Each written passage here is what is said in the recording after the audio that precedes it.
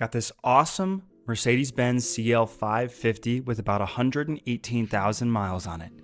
This executive sedan in all black had tons of swirl marks from about 15 years worth of automatic washes and neglect and usage. So, in our typical fashion, we went above and beyond and restored this vehicle to a like-new condition. Stick around at the end of the video to see the reveal shots. Mercedes-Benz have great paint to work on. It's thick and forgiving. And I've also noticed over my time that higher-end models tend to have better paint than lower ones. The CL was a top-of-the-line executive coupe in their range, and at the time of it, back in the day, was over $120,000 from my recollection.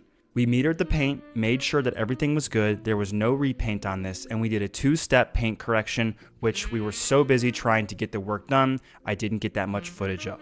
But in typical fashion, we did a microfiber pad with Griot's Fast Correcting Cream, followed up with a red pad with 3D polish.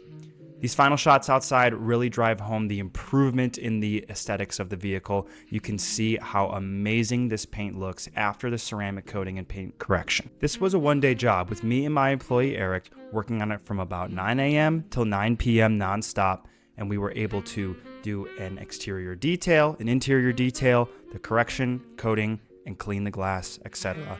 This vehicle came out incredibly well. We also coated the wheels so that it would be more difficult for brake dust to stick to them. Mercedes from this era really speak to me.